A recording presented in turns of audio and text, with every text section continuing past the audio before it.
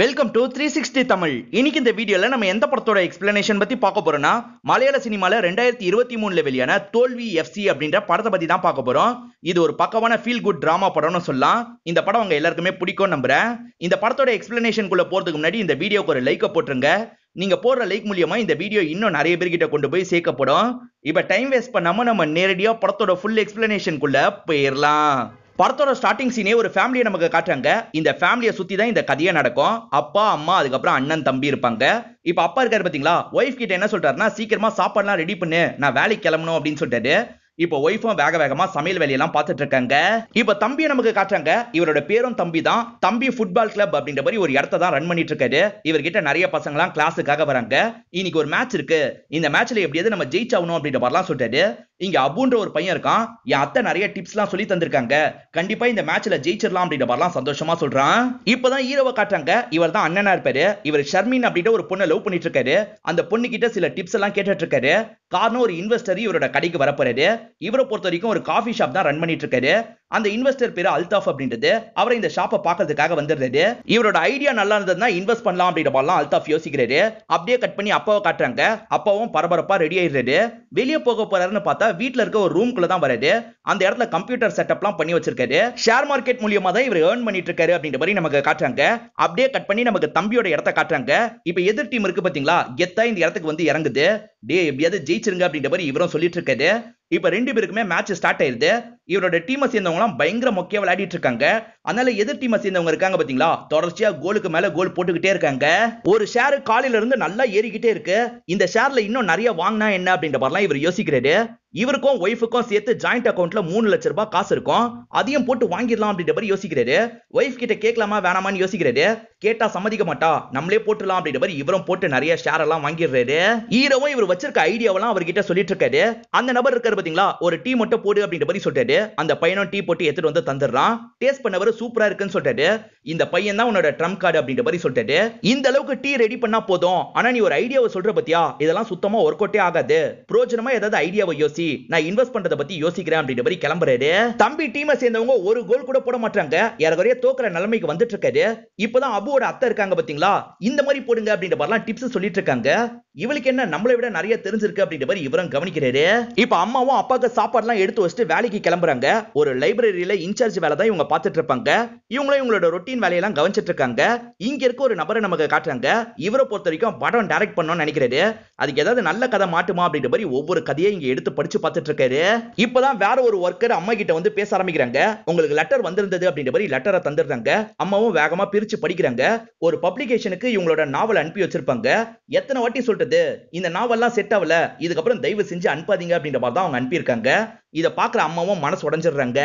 ஹீரோட அப்பா ஒரு ஷேர் வாங்கினாரு பாத்தீங்களா, அந்த ஷேர் மடமடன் குறையுது. இவருக்கும் சுத்தமா காரணம் புரிய மாட்டேங்குது. யாரகரிய இவர் போட்ட காசு எல்லாமே போயிருது.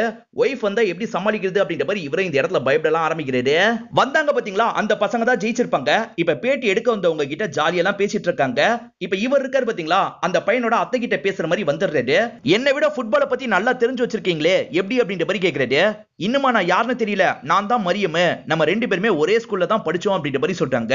இவங்க ரெண்டு பேருமே ஸ்கூல் படிக்கும் போது ஃபுட்பால் ஒன்னா தான் விளையாடி இருப்பாங்க. அதெல்லாம் இப்பதான் இவர் யோசிச்சு பாக்குறாரு. இப்ப ரெண்டு கேங் பசங்களும் சண்டை போட்டுக்கிறாங்க. இவரும் நிறுத்துங்க அப்படின்ற மாதிரி இவர் கேங் பசங்களை கண்ட்ரோல் பண்றாரு. வந்த பசங்க இருக்காங்கல்ல, இது தம்பி எஃப்சி கிடையாது, தோல்வி எஃப்சி அப்படின்ற மாதிரி கிளம்புறாங்க. இந்த இடத்துல தான் தோல்வி எஃப்சின்னு படத்தோட டைட்டில போடுறாங்க. இவரோட கேங் பசங்க தான் பயங்கரமா அடி வாங்கியிருப்பாங்க. நல்லா அடிச்சிட்டாங்க, நீங்க தேவையில்லாம வந்து தடுத்துட்டீங்க, இன்னொரு வாட்டி அவங்களை கவனிக்கணும் அப்படின்ற மாதிரிலாம் இந்த பசங்க சொல்லிட்டு இருக்காங்க. தம்பியும் எப்படியாவது இந்த கிளப்பை வளர்க்கணும் அப்படின்ற மாதிரி யோசிக்கிறாரு. நம்ம ஹீரோ இருக்காரு பாத்தீங்களா, எப்படியாவது இந்த பிசினஸ் அடுத்த லெவல்ல கொண்டு போகணும், நம்ம காதலிக்கிற பொண்ணை கல்யாணம் பண்ணிக்கணும் அப்படின்ற மாதிரிலாம் யோசிச்சுட்டு இருக்காரு. அதே சமயம் அம்மா எப்படியாவது பப்ளிஷ் ஆகிற மாதிரி பண்ணிடணும்னு நினைக்கிறாங்க. அப்பாவும் திரும்பி அது ஏற ஆரம்பிச்சிருமா அப்படின்ற மாதிரி கவனிச்சிட்டு இருக்காரு. ஆனா சுத்தமா அது ஏறவே மாட்டேங்குது. இப்ப ஈவினிங் டைம் ஆயிருது. ஒய்ஃபும் வேலையெல்லாம் முடிச்சுட்டு வீட்டுக்கு வந்துடுறாங்க. ஒய்ஃப் கிட்ட எப்படி ஆரம்பிக்கிறதுன்னு இவருக்கு தெரியல. கஷ்டப்பட்டு விஷயத்தெல்லாம் சொல்லிடுறாரு. இதை கேட்கிற ஒய்ஃப் பயங்கரமா டென்ஷன் ஆயிடுறாங்க. கையில வச்சிருக்க துணியெல்லாம் இவர் மேல தூக்கி போட்டுறாங்க. இப்ப வேகமா உள்ள இருந்து பெட்டி எல்லாம் எடுத்துட்டு வந்துட்டு இருக்காங்க. இப்ப என்ன ஆயிடுச்சுன்னு வீட்டை விட்டு வெளியே போக போற, சமாளிச்சுக்கலாம் அப்படின்ற மாதிரி இவர் சொல்றாரு. இது ஏன் துணி கிடையாது, உங்க துணி தான், வெளியே போங்க அப்படின்ற மாதிரி இவங்களை அனுப்பி விட்டுறாங்க. இவருக்கு என்ன பண்றதுன்னு தெரிய மாட்டேங்குது. ஃப்ரெண்ட்ஸ் வீட்டுக்கு பேசி போயிடலாமா அப்படின்ற மாதிரிலாம் கால் பண்ணி பாக்குறாரு. ஆனா எல்லாருமே அவாய்ட் பண்ற மாதிரி தான் பேசுறாங்க. என்ன எல்லாருமே அவாய்ட் பண்றாங்க அப்படின்ற மாதிரி இவரும் யோசிச்சுக்கிட்டே நடக்கிறாரு. இந்த அபு இருக்கான் பாத்தீங்களா, சாப்பிடும் போது கூட போனை யூஸ் பண்ணிட்டு இருக்கான். இதனால மரியமோ திட்டுறாங்க, எப்பவுமே ஃபேமிலி கூட நல்லா டைம் ஸ்பெண்ட் பண்ணணும், இந்த நேரம் கூட போனை யூஸ் பண்ணக்கூடாதுன்னு சொல்றாங்க. ஒரு ஃபேமிலினா எப்படி இருக்கணும்ன்றது கூட உனக்கு தெரியுமா அப்படின்ற மாதிரி அண்ணியே இவங்களை பார்த்து கேக்குறாங்க. இப்ப மரியத்தோட முகம் மாறிடுது. ஏன்னா மரியத்துக்கு இப்பதான் ரீசெண்டா டைவர்ஸ் ஆயிருக்கு. இப்ப தம்பியும் அண்ணனோட கடைக்கு வந்துடுறாரு. இங்க வேலையால ஒருத்தர் இருக்காருல்ல, அவர் கூட சேர்ந்த மாதிரி தான் சரக்கு வச்சிட்டு இருக்காரு. நடந்த விஷயத்தெல்லாம் சொல்லி புலம்பிட்டு இருக்காரு. இப்ப சவுண்ட் கேட்டு ஹீரோ இந்த இடத்துக்கு வந்துடுறாரு. எத்தனை வாட்டி இங்க சரக்கு அடி கூடாதுன்னு சொல்லியிருக்கேன், கேட்க மாட்டியா அப்படின்னு சொல்லிட்டு. இதனால இவங்க ரெண்டு பேருக்குள்ளேயும் சண்டை ஏற்படுது. இவங்க மாத்தி மாத்தி சண்டை போட்டுட்டு இருக்காங்க. கரெக்டா அப்பதான் அப்பா வந்து நிக்கிறாரு. இவர் எதுக்கு வந்திருக்காரு அப்படின்ற மாதிரி ஹீரோவும் யோசிக்கிறாரு. இப்ப அம்மாக்கு கால் பண்ணி பேச ஆரம்பிக்கிறாரு. நான் பேசி திரும்பி வீட்டுக்கு அனுப்பி விடுறேன் அப்படின்ற மாதிரி சொல்றாரு. இல்ல கொஞ்ச நாள் நீயே பாத்துக்கோ அப்படின்ற மாதிரி அம்மாவும் காலை கட் பண்ணிடுறாங்க. இப்ப அப்பா இருக்காரு பாத்தீங்களா, இவரோட ரூம்குள்ள வந்துடுறாரு. நம்ம கூட தான் சேர்ந்து இருக்க போறாரு போல அப்படின்ற மாதிரி ஹீரோவா நினைச்சுக்கிறாரு. தம்பியை பொறுத்த வரைக்கும் ஃபுட்பால்னா ரொம்ப பிடிக்கும். இப்ப இன்னும் நிறைய ட்ரிக்ஸ் எல்லாம் இவர் நெட்ல பாத்துட்டு இருக்காரு. இப்பதான் அவங்களோட ஞாபகம் வருது. உடனே அபுக்கு கால் பண்ணிட்டாரு. உன் அத்தையோட நம்பர் வேணும்னு கேக்குறாரு. இந்த பையன் இருக்கான் பாத்தீங்களா, நம்பரை தந்துடுறான். இப்ப இவரும் நேரடியா அவங்களுக்கு கால் பண்ணிட்டாரு. அவங்களும் ஆச்சரியப்படுறாங்க. அதுக்கப்புறம் கால் அட்டன் பண்ணி இவர்கிட்ட பேச ஆரம்பிக்கிறாங்க. இந்த அபு எப்ப பாரு சோஷியல் மீடியாவை யூஸ் பண்ணிக்கிட்டே இருப்பான். இப்ப ஜோயான்னு யாரோ ஒருத்தர் ஃபாலோ பண்றாங்க. இவனும் அந்த ஜோயா கூட சாட் பண்ண ஆரம்பிக்கிறான். ரெண்டு பேருமே ஜாலியெல்லாம் பேசிக்க ஆரம்பிக்கிறாங்க. அப்படியே கட் பண்ணி நம்ம ஹீரோவை காட்டுறாங்க. இப்ப ஹீரோவும் ஷர்மின் கிட்ட வீடியோ கால்ல பேசுறாரு. அவங்கள பொறுத்த வரைக்கும் ஒரு நார்த் இந்தியனா தான் இருப்பாங்க. இவரும் பிசினஸ் பிளான் சொதப்பிக்கிட்டே இருக்கிறத பத்தி சொல்றாரு. அதே மாதிரி ரெண்டு பேருமே கொஞ்சம் பேசிக்கிறாங்க. அப்பா எப்பவுமே அயன் பண்ணி தான் சட்டையை போடுவாரு. இங்க வேலை பாக்குறான் பாத்தீங்களா, அந்த பையன் கிட்ட போய் அயன் பண்ணி எடுத்துட்டு வர சொல்லிட்டாரு. அந்த பையன் இருக்கான் பாத்தீங்களா, யூனிஃபார்ம் பனியனை தரான். நீங்க சட்டை அயன் பண்ணி எங்க போக போறீங்க, சீக்கிரமா ட்ரெஸ்ஸை மாத்திட்டு வாங்க அப்படின்ற மாதிரி ஹீரோ சொல்லிட்டாரு. இப்ப அப்பாவும் நேரா கல்லா பெட்டியில உட்கார்றதுக்காக வந்துடுறாரு. நீங்க உட்காந்துட்டா நான் எங்க போறது, உங்களுக்கு வேற வேலை இருக்கு அப்படின்ற மாதிரி கிளீன் பண்ற வேலையெல்லாம் அப்பா கிட்ட ஹீரோவும் தந்துடுறாரு. அப்படியே கட் பண்ணி மரியமும் இவரும் பேசிக்கிறத நமக்கு காட்டுறாங்க. இவர் தான் மரியமா பேசுறதுக்காக வர வச்சிருக்காரு. ஃபுட்பாலை பத்தி இவரை விட இவங்களுக்கு நல்லா தெரிஞ்சிருக்கு. சில ஐடியாவெல்லாம் கேட்கிறாரு. ஒரு டீமை உருவாக்கணும் அப்படின்ற மாதிரிலாம் சொல்லிட்டு இருக்காரு. அம்மாவும் ஹீரோக்கு கால் பண்ணி அப்பா ஓகேவா அப்படின்ற மாதிரி கேக்குறாங்க. அதெல்லாம் ஓகே தான், இப்பதான் வேலை பார்க்க விட்டுருக்கேன் அப்படின்ற மாதிரி சொல்லிட்டாரு. இவர் பேசிட்டு இருக்கும் போதே அப்பா இருக்காரு பாத்தீங்களா, பக்கத்துல வந்து நிக்கிறாரு. இங்க என்ன பண்ணிட்டு இருக்கீங்க, அங்க போய் வேலையை பாருங்கன்னு சொல்றாரு. தம்பிக்கு தெரிஞ்ச ஒரு அண்ணன் தம்பியை பார்க்கறதுக்காக வந்திருக்காரு. இவரை பொறுத்த வரைக்கும் வேற ஒரு பெரிய கிளப்ல தான் இருப்பாரு. அந்த இடத்துல உனக்காக வேலைக்கு பேசியிருக்கேன், நீ ஒரு மேட்ச்ல மட்டும் நல்லா பெர்ஃபார்ம் பண்ணி காமிச்சிரு, பாஸை இம்ப்ரெஸ் பண்ணிட்டா வேலை கிடைச்சிரும் அப்படின்னு சொல்லிட்டாரு. எந்த டீமோட மேட்ச் நடக்கும்னு தெரியல, அதனால நீ நல்லா தயாராரு அப்படின்னு சொல்லிட்டாரு. இவரும் சரின்ற மாதிரி ஏத்துக்கிறாரு. பெரிய கிளப்ல சேர்றதுக்கான ஆஃபர் வந்திருக்கு பாத்தீங்களா, அதை பத்தி மரியம் கிட்ட சொல்லிட்டாரு. ஆனா இந்த டீம் வச்சு கண்டிப்பா ஜெயிக்க முடியாது, ஸ்ட்ராங்கான டீமை உருவாக்கணும் அப்படின்ற மாதிரிலாம் சொல்லிட்டு இருக்காரு. ஹீரோ சொல்லி அல்தாஃப் இந்த இடத்துக்கு வந்திருக்காரு. அவருக்கு தெரிஞ்ச பையனுக்கு ஃபுட்பால்ல இன்ட்ரெஸ்ட் இருக்கும். உங்க அண்ணன் கிட்ட பேசிட்டேன், நீங்க தான் ட்ரைனிங் எல்லாம் கொடுக்கணும் அப்படின்ற மாதிரி சொல்லிட்டாரு. அதுக்கு என்ன, நான் பாத்துக்கிறேன் அப்படின்ற மாதிரி இவரும் ஏத்துக்கிறாரு. இந்த பையனை கோல் கீப்பரா போட்டா தடுத்துருவான் அப்படின்ற மாதிரிலாம் யோசிக்கிறாரு. தம்பி கோல் போக விடாம நீ தான்ப்பா பாத்துக்கணும் அப்படின்ற மாதிரிலாம் அவங்க கிட்ட சொல்லிடுறாரு. இப்போ ஒரு பையனும் கோல் போறதுக்காக வந்துட்டு இருக்கான். இந்த குண்டு பையன் இருக்கான் பாத்தீங்களா, அந்த பையனோட கழுத்தை பிடிச்சு தூக்கி போட்டுறான். அதாவது கோல் போடக்கூடாதுன்னு சொன்னாங்கல்ல, இப்படி அட்டாக் பண்ணி கோல் போடாம தடுத்திருக்கான். இவனுக்கு எல்லாத்தையும் தெளிவா தான் சொல்லணும் போல அப்படின்ற மாதிரி தம்பியும் யோசிக்கிறாரு. இப்ப பாய்ஸ் ரெஸ்ட் ரூம்ல ரெண்டு பசங்க பாத்ரூம் போயிட்டு வெளியே வராங்க. அந்த இடத்துல பார்த்தா சகானன்ற ஒரு பொண்ணு பாத்ரூம் யூஸ் பண்ணிட்டு வெளியே வரா. சடனா இவங்களை அட்டாக் பண்றா. என்ன பார்த்ததை பத்தி யார்கிட்டயும் சொல்லாதீங்கன்னு சொல்றா. இவ எப்பவுமே ஒரு பையன் எப்படி நடந்துக்கிறானோ அந்த மாதிரி தான் நடந்துப்பா. ஸ்ட்ராங்கான ஆளை பார்த்து கூட்டுவாங்க அப்படின்ற மாதிரி தம்பி சொல்லியிருப்பாரு. இவளை கூட்டு போலாம் அப்படின்ற மாதிரி இவங்க ரெண்டு பேருமே முடிவு பண்ணிடுறாங்க. அந்த இடத்துக்கும் கூட்டு வந்துடுறாங்க. அந்த பொண்ணு கிட்ட தம்பியும் பேசுறாரு. எனக்கு கேப்டன் பதவியை தந்தீங்கன்னா நான் சேர்ந்துக்கிறேன் அப்படின்ற மாதிரி சொல்றாங்க. ஒரு கோல் மட்டும் போட்டு கேப்டன் பதவியை தந்துடுறேன் அப்படின்ற மாதிரி இவர் சொல்றாரு. இவங்களும் கோல் அடிக்கிறதுக்கு தயாரா இருக்காங்க. அந்த சைட்ல அபுதான் இருக்காரு. முடிஞ்சா தாண்டி கோல் போடு அப்படின்ற மாதிரி சொல்றாரு. அவங்க போடுற மாதிரி வந்து ஸ்லிப் ஆகி விழுந்துடுறாங்க. இப்ப அபுவும் என்னாச்சு ஏதாச்சுன்னு பக்கத்துல வந்து பாத்துட்டு இருக்காரு. அந்த கேப்ல சகானாவும் கோல் போட்டுறா. இதெல்லாம் ஏத்துக்க முடியாதுன்னு அபு சொல்றான். என்னதான் இருந்தாலும் கோல் கோல் தான், நீ தான் இதுக்கப்புறம் கேப்டன் அப்படின்ற மாதிரி தம்பி சொல்றாரு. எனக்கு ஃபுட்பால் விளையாட பிடிக்கும், ஆனா தோத்துக்கிட்டே இருக்க இந்த கிளப்புக்காக நான் விளையாட மாட்டேன் அப்படின்ற மாதிரி இந்த பொண்ணு இங்க இருந்து கிளம்ப ஆரம்பிச்சிடுறா. ஐடி எம்ப்ளாயி பக்கத்துல இருப்பாங்கல்ல, அவங்க இந்த கஃபேக்கு வந்திருக்காங்க. அப்பா இருக்காரு பாத்தீங்களா, அவங்க கிட்ட சகஜமா பேசுறாரு. பேசிக்கிட்டே அப்பாவும் கவர்ல இருக்கிற முழு பாலை எடுக்கிறதுக்கு முன்னாடியே கவரை தூக்கி போட்டுறாரு. இந்த விஷயத்தெல்லாம் ஈர கவனிச்சிடுறாரு.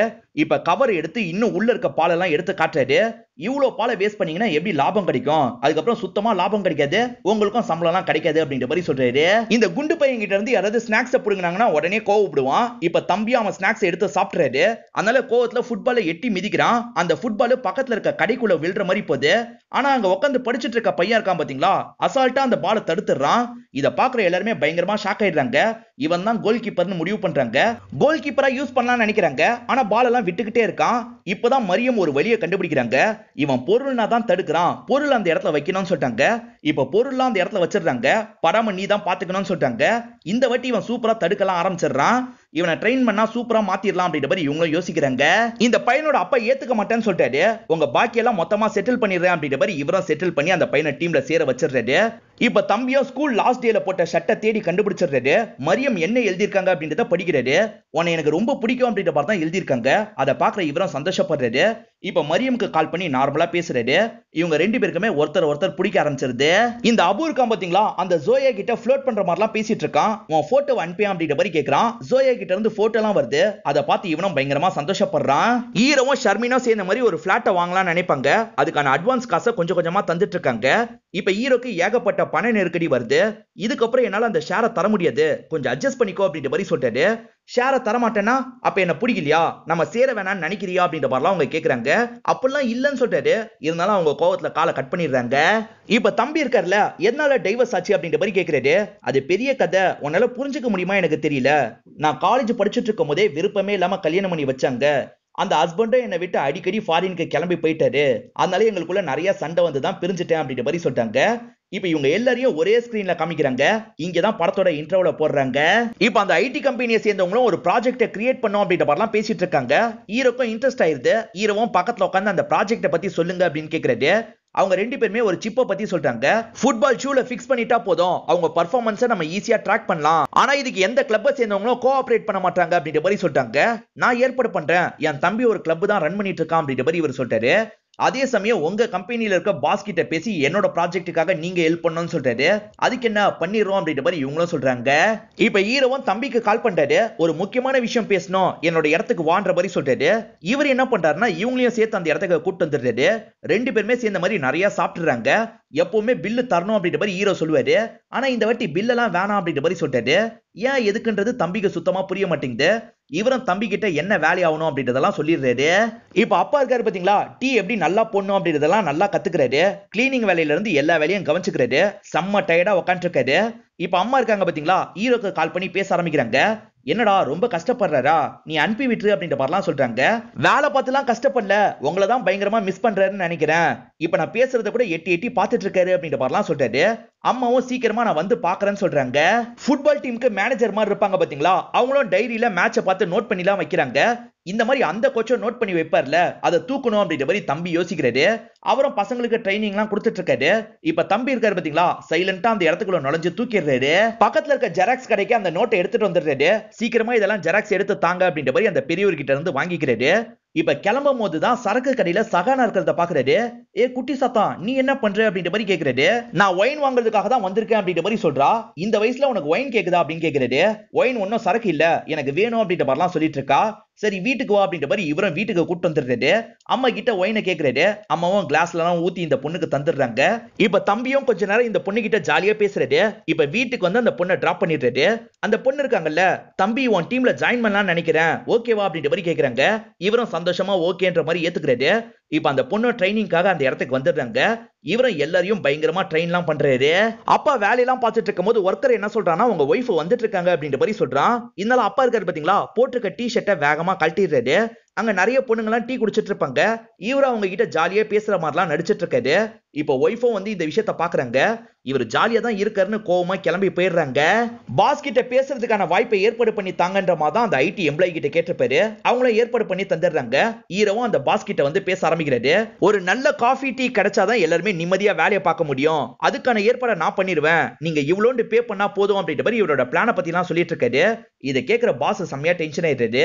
வெளியே டீ கடை வச்சிருக்க நீங்க உள்ள வைக்கணும்னு ஆசைப்படுறீங்க, அதுக்கு என்னமோ நீங்க எனக்கு ஃபேவர் பண்ற மாதிரிலாம் பேசிட்டு இருக்கீங்க, இதெல்லாம் எனக்கு ஒன்னும் தேவையில்ல, கிளம்புங்க அப்படின்ற மாதிரி சொல்லிட்டாரு. அதுவும் இல்லாம ஹீரோவோட படிப்பெல்லாம் கிண்டல் பண்ணி பேசிடுவாரு. ஹீரோவும் ஒரு இன்ஜினியரா தான் இருப்பாரு.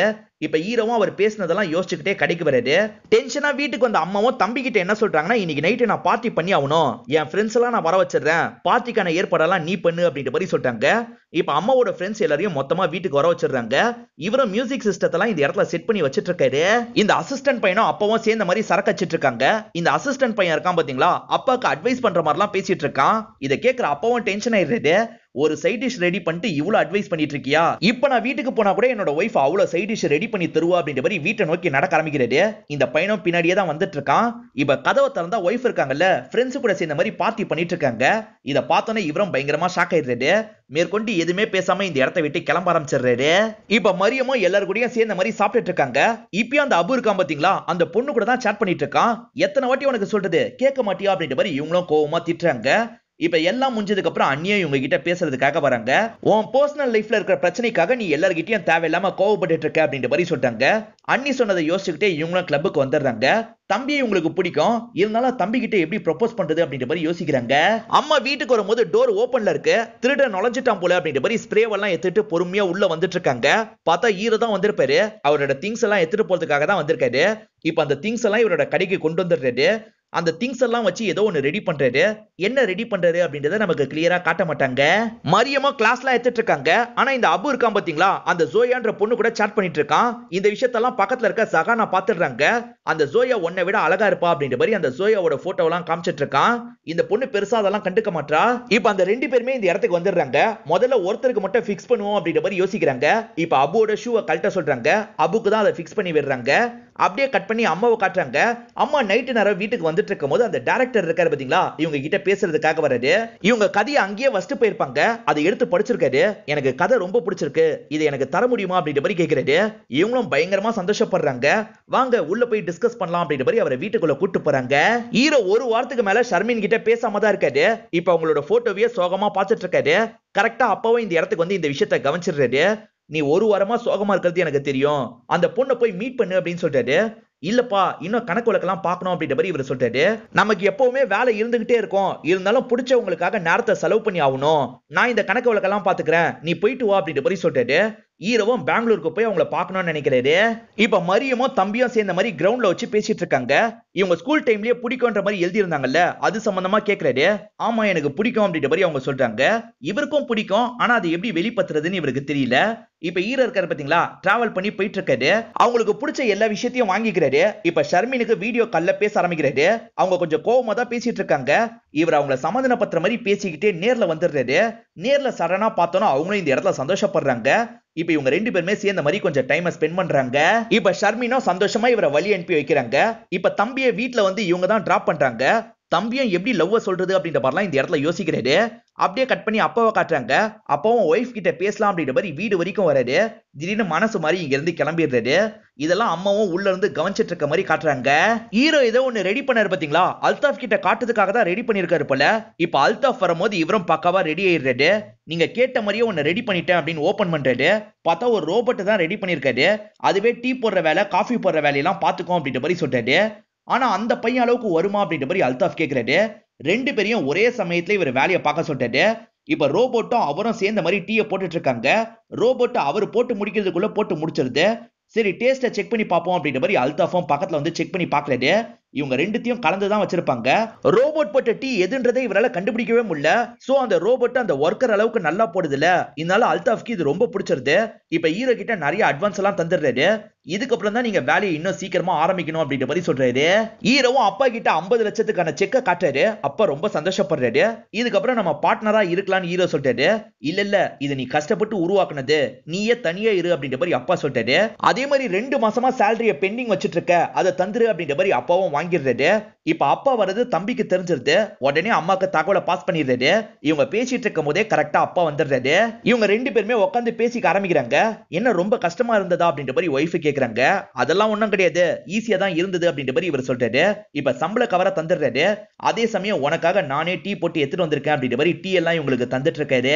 இப்ப அபு வேகமா கிளம்ப ஆரம்பிக்கிறான். என்னடா இவ்வளவு சீக்கிரமா கிளம்புற அப்படின்னு அம்மா கேக்குறாங்க. இன்னைக்கு சீக்கிரமா வர சொல்லிட்டாங்க அப்படின்ற மாதிரி இவனும் கிளம்ப ஆரம்பிக்கிறான்.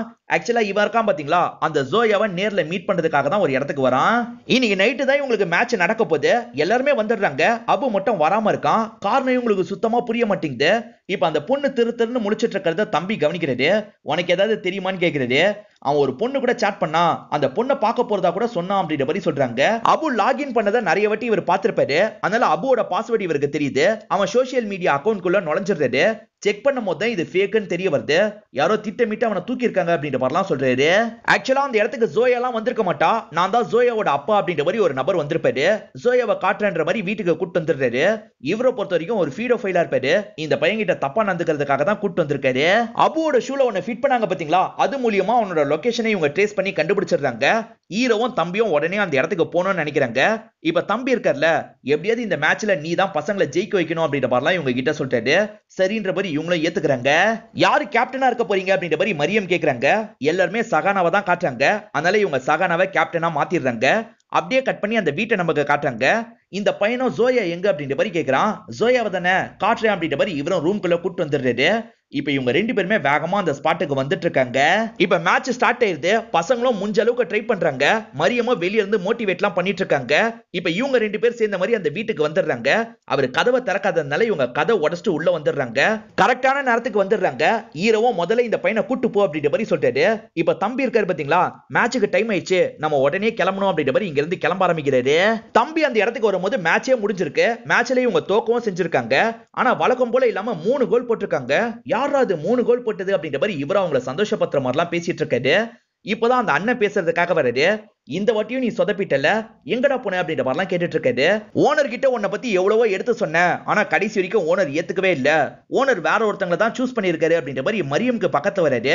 நீங்க நாளையில இருந்து இந்த கிளப்ல ஜாயின் பண்றீங்க அப்படின்ற மாதிரி சொல்றாரு. தம்பியும் இவங்களுக்காக சந்தோஷப்படுறாரு. ஆனா இது உன்னோட ட்ரீம் ஆச்சு அப்படின்ற மாதிரி இவங்க சொல்றாங்க.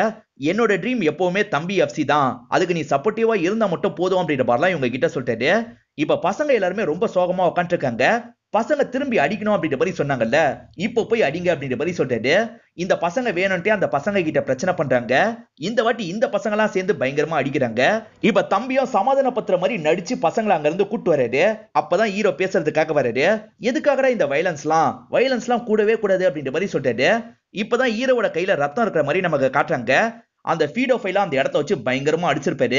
அதனால தான் இந்த ரத்தம் ஏற்பட்டிருக்கு அப்படின்ற மாதிரி நமக்கு காட்டுறாங்க. இந்த 4 பேரோட லைஃப்லயும் நல்லது அமைஞ்சிருக்குல்ல. இவங்க 4 பேருமே சேர்ந்த மாதிரி சாப்பிட்டுட்டு இருக்காங்க. அப்பதான் மரியம் இருக்காங்கல்ல, தம்பி கிட்ட பேசுறதுக்காக வீட்டுக்கு வந்திருக்காங்க.